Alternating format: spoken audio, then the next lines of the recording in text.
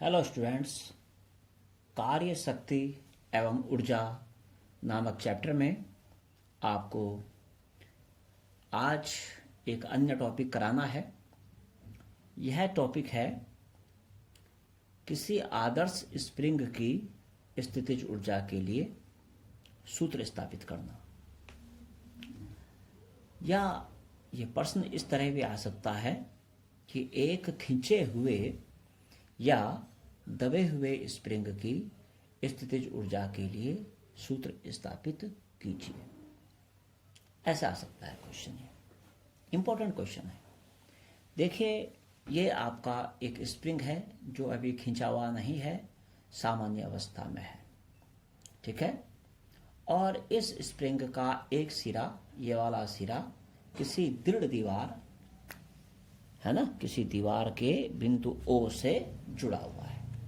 Simple है, जुड़ा हुआ है। और इसका जो दूसरा सिरा है, ये वाला सिरा, ये किसी क्षैतिज अर्थात हॉरिजॉन्टल, ये आपका हॉरिजॉन्टल कहलाता है, ऐसा वर्टिकल कहलाता है। तो हॉरिजॉन्टल समतल पर गति करने के लिए स्वतंत्र है, परंतु गति करानी पड़ेगी आपको। प्रारंभ में आप देख रहे हैं कि यह गुटका बिंदु A पर है, जहाँ x बराबर 0 है। मतलब गुटके, मतलब ये क्योंकि यह आपका खींचा हुआ नहीं है, स्प्रिंग सामान्य अवस्था में है, इसलिए स्प्रिंग में किसी प्रकार का विस्थापन नहीं है। तो इसको कहते हैं कि भाई ये x बराबर 0 पर है, कोई विस्थापन इसमें नहीं है। अब गुटके को, ये जो गुटका है, अब हमने भैया इसको खींचा और खींच करके इसको A से B तक विस्थापित कर दिया। गुटके को A से ले गए B तक, x दूरी तक इसको विस्थापन किया गया है। अब होगा क्या? आपने तो गुटके को खींचा था एक बल लगा करके और इसको यहाँ से लेकर यहाँ तक विस्थापित किया, लेकिन स्प्रिंग की प्रत्यास्थता के कारण एक प्रत्यानयन बल इस गुटके पे लगेगा जो इसके खींचे जाने का विरोध करेगा। और यह बल जिस दिशा में आप इसे खींच रहे हैं, हमेशा उसके विपरीत दिशा में लगेगा, क्योंकि तो एक विरोधी बल है, ठीक है। जितना आप इसको खींचना चाहोगे, जितना आप इसको विस्थापित कराना चाहोगे, प्रत्यानयन बल उतना ही ज़्यादा बढ़ता चला जाता है। और ये देखा जाता है कि प्रत्यानयन बल F का मान इसके विस्थापन के अनुक्रमानुपाती होता है। तो ये मैंने इसमें लिख दिया है, जिससे मुझे लिखना ना पड़े और बहुत लंबा वीडियो ना बन जाए। तो हम प्रत्यानयन बल को F मान सकते हैं, और ये जो प्रत्यानयन बल F है, ये अनुक्रमानुपाती होगा विस्थापन के माइनस x के। अब आप बोलेंगे कि भाई माइनस क्यों लगाया? माइनस इसलिए लगाया क्योंकि विस्थापित आप इस तरफ कर रहे हैं, खींच आप इधर रहे हैं, प्रत्यानयन बल इधर लग रहा है। प्रत्यानयन बल की दिशा विस्थापन की दिशा के विपरीत है। तो इसलिए भैया F बराबर आ जाएगा यहाँ से माइनस के x के, यहाँ पर एक कांस्टेंट है जिसे स्प्रिंग का बल नियतांक कहते हैं। यहाँ k को स्प्रिंग का बल नियतांक कहते हैं, ठीक है। आप इतना समझ गए होंगे। मैं यहाँ पे लिख नहीं रहा हूँ, आप भी ना लिखें किस बात को, कि भैया माइनस चिन्ह क्यों लगाया, ठीक है। और अगर लिख देंगे तो यहाँ ब्रैकेट में लिखें, यहाँ ब्रैकेट में लिखें, ओके। और क्या लिखें ब्रैकेट में?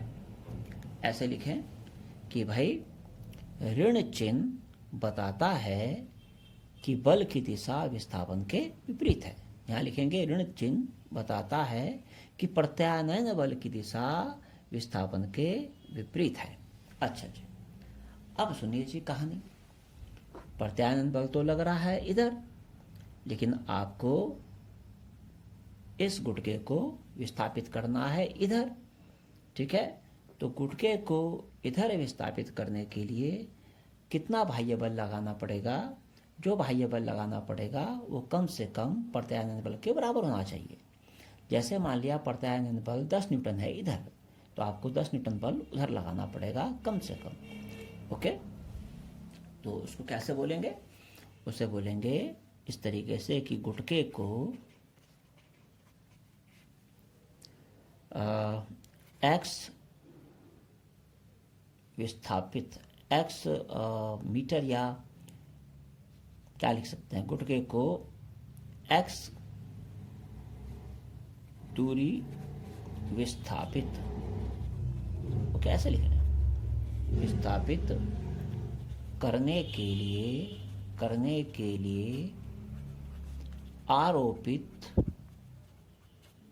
बाह्य बल, आरोपित बाह्य बल, जो ये बाह्य बल लग रहा है, बाह्य बल को चलो मैं एफ डैश नाम देता हूँ। ये बाह्य बल प्रत्यानयन बल के बराबर होगा, लेकिन विपरीत होगा, तो माइनस एफ हो जाएगा बराबर, एफ तो माइनस के एक्स है, तो माइनस एफ का मान हो जाएगा के एक्स। दिस इज समीकरण नंबर 1।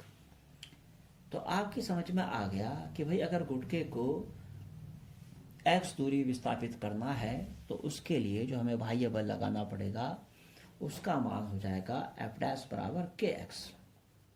ठीक है, अब भाई एक्स दूरी चलो यहाँ से यहाँ तक विस्थापित कर दिया, लेकिन आपको मालूम है कि भाई एक साथ तो विस्थापित होगा नहीं, हल्का हल्का थोड़ा थोड़ा करके ही कोई चीज़ विस्थापित होती है।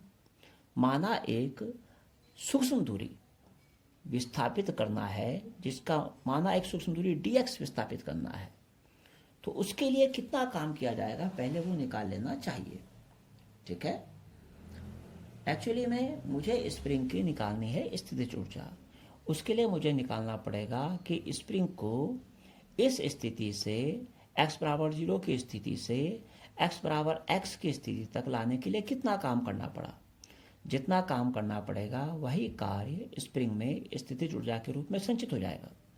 तो मुझे कार्य निकालना है, तो मेरा तरीका क्या होगा, मैं पहले एक सूक्ष्म दूरी dx विस्थापित करने में कितना कार्य हुआ वो निकालूंगा, उसके बाद पूरी दूरी x विस्थापित होने में कितना कार्य होगा उसे उस dx दूरी विस्थापित होने में किए गए कार्य का इंटीग्रेशन करके निकाला जा सकता है।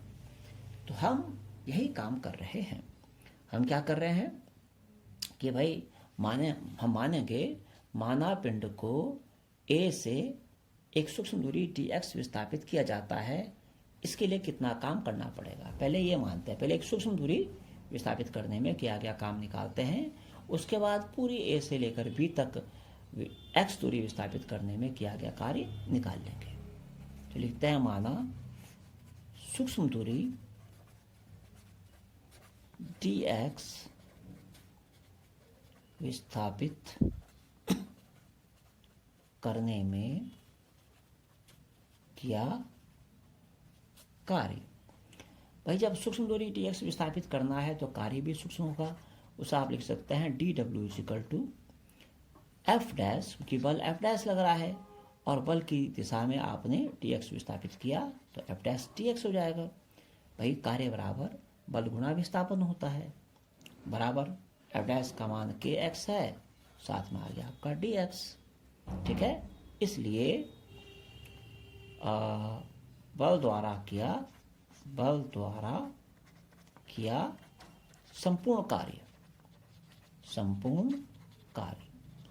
संपूर्ण कार्य का मतलब x बराबर 0 से x बराबर x तक विस्थापित करने में किया गया कार्य।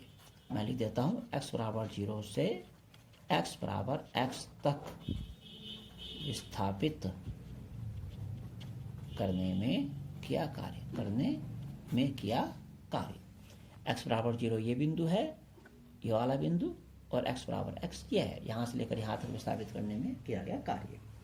इस कार्य को हम इस समीकरण नंबर 2 का इंटीग्रेशन करके निकाल सकते हैं। तो कार्य W बराबर क्या हो जाएगा, भाई dW का जो सूक्ष्म कार्य है इसका इंटीग्रेशन कर दो, और इसकी लिमिट कहाँ से कहाँ बनेगी, प्रारंभ में कहाँ है आपका ये गुटका x बराबर 0 पर है, और लास्ट में कहाँ पहुँचाना है x बराबर x तक।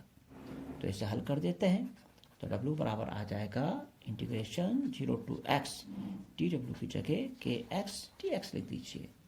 ओके, बराबर के कांस्टेंट बाहर आ जाएगा 0 to x x dx।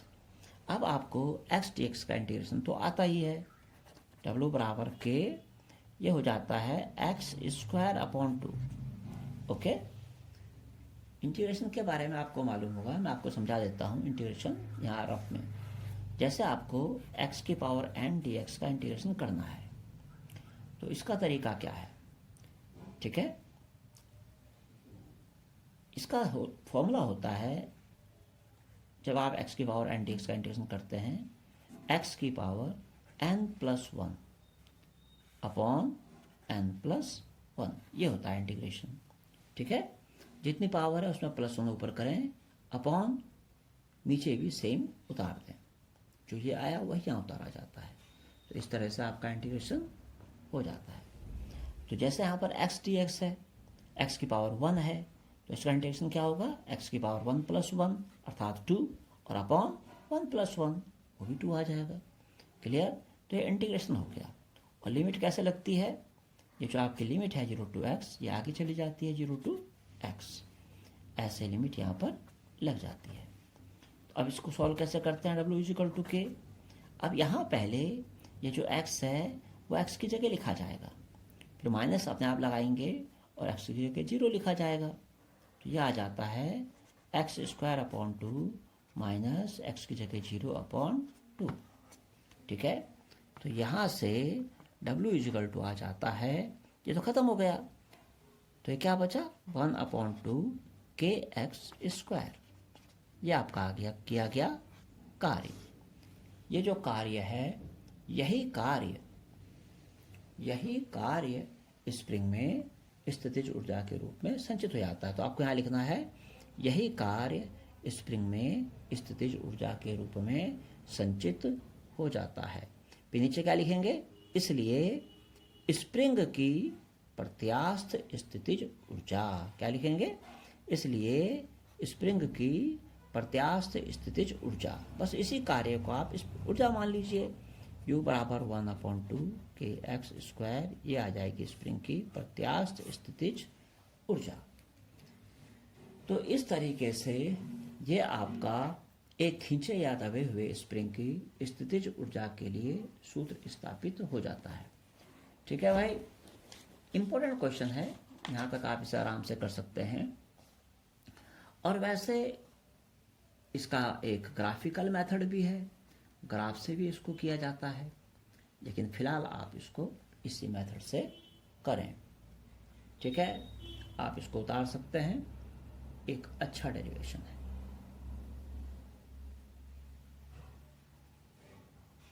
अब भाई ये तो आपका समाप्त हो गया।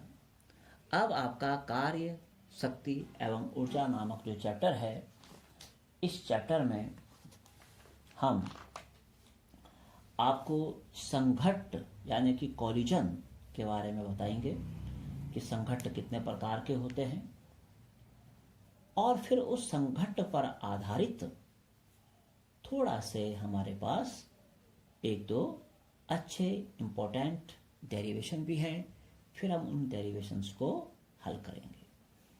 तो जो आपको नोट्स दिए जा रहे हैं, आपकी पूरी जिम्मेदारी बनती है कि आप इन नोट्स को अपनी फेयर कॉपी में उतारें और ग्रुप में भेजें।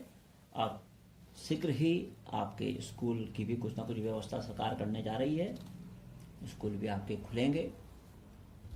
कहीं ऐसा ना हो कि आप स्कूल में जब आएँ तो आपकी कॉपियाँ बिल्कुल खाली हों, क्योंकि आप समझ रहे हैं आपको लगभग 45 से 50%, लगभग 40% तो आपको काम करा ही दिया गया है। ठीक है, जितना आप काम कर लेंगे हमें उतनी ही आसानी होगी जब आप स्कूल आएंगे तब। चलिए।